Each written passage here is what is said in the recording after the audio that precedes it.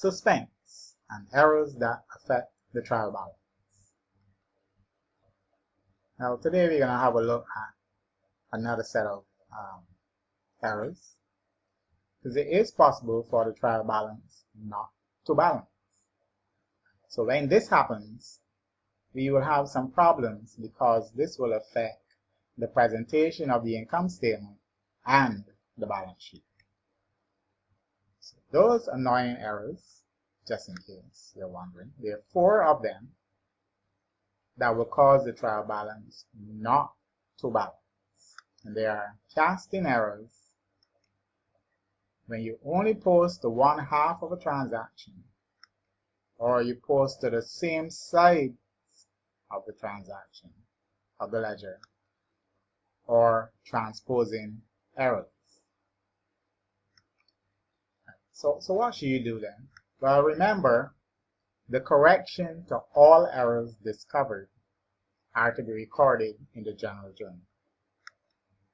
And those errors that do affect the trial balance can be corrected with a little help from the suspense account. The suspense account, yes, I know you want to know what it is. So the suspense account is an account where doubtful data belonging to some other account, and it's doubtful meaning that it has some sort of discrepancy or mistake in it, is temporarily recorded until you can solve the problem. So that's where you put the information. You put it in the suspense account till you can solve the problem. Now, so you would need the assistance of the suspense account then, as I said, when an error has been made on only one of the accounts that you use to record a transaction. So remember, a transaction has 2 accounts. So if only one has an error, you will need a suspense account. If they both have errors, then you don't require the suspense account. Alright, so let's start. Let's start with the casting errors. Now, casting errors occur when the summary totals have been incorrectly calculated. So for example, you may overcast, meaning that your total that you got out when you calculated is bigger than it's supposed to be. Or you could undercast, meaning that you got a smaller total than what it should have been. It doesn't say that the postings in the accounts are wrong, it just says that your total is wrong. Alright, so for example, the sales journal total 13,200, but instead you had 12,400 in the sales account. So clearly, if we look at what should have been and compare it with what happened, we should be able to pick up the problem. So the correct action was to debit all of the sundry debtors with the amount totaling 13,200 and credit the sales account with the summary total of 13,200. But what really happened then was that the clerk did correctly submit all the information to the sundry debtors, but has the wrong figure in the sales account. So from a cursory glance, we can see that it's the sales account that is wrong and not the sundry debtors. So the sales account is wrong by $800.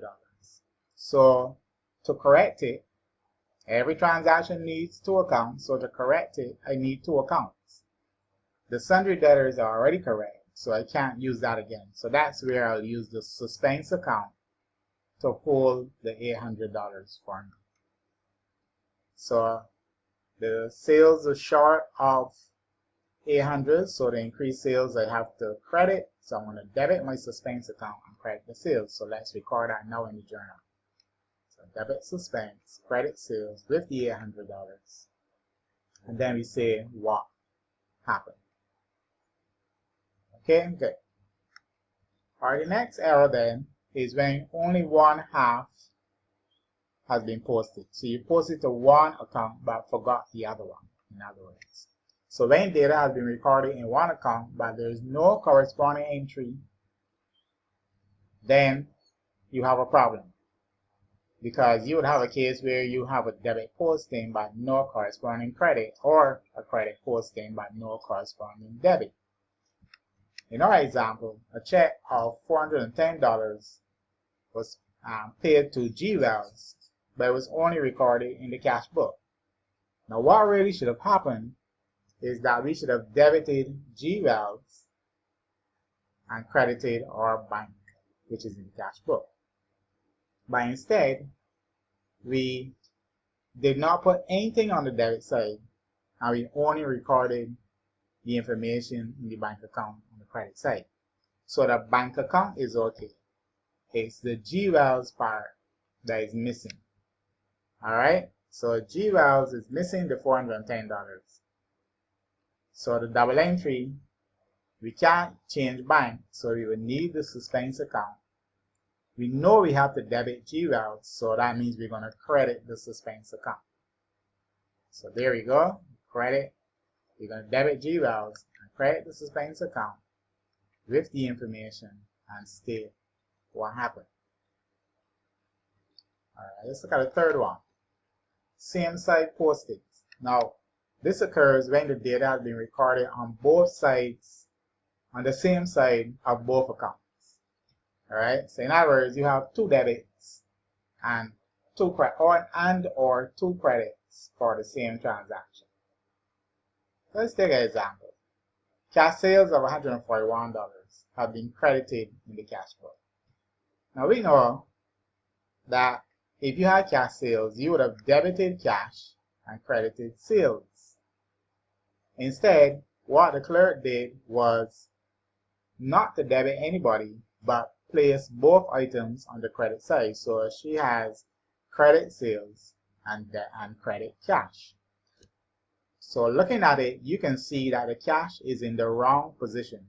The two accounts are correct, but the cash is in the wrong position. So we will need, again, the suspense account to help us to switch it to its correct position. So I have to debit my cash. That means I'm going to credit my suspense. So credit the suspense. Now the reason why it is $282, because I want to move it from the credit side to the debit side. So remember what we said last time. To move it from one side to the next, you have to multiply it by 2. In other words, you have to double it. So I've doubled the figure. So we're going to debit our cash and credit the suspense with the 282 and explain again what happened. Okay, so we're to the last of these things, transposing. Now transposing is when the figure recorded on one account is not the same as that on the corresponding account. Basically, you have two different figures on the books for the same transaction. So a computer purchase for $15.25 cash has been recorded in the computer account as $12.55. Wow. As usual, we should have debited the computer and credited cash using the $15.25. But instead, we debited computer, which is correct, but with the wrong figure. We got $12.55. And the cash has the correct figure. So we got two different figures for the same transaction. So the computer's figure is wrong. It is short by $270, and therefore we will use the suspense to correct it. Now we know we're supposed to debit the computer because it's an asset and we need to increase it. So when assets increase, you debit. So that means I'm going to credit the suspense. Alright, so debit the computer, credit the suspense with the missing money, and say what happened, and that's it. Alright, so those are our 4 errors that will affect the trial balance. So thank you and keep revising.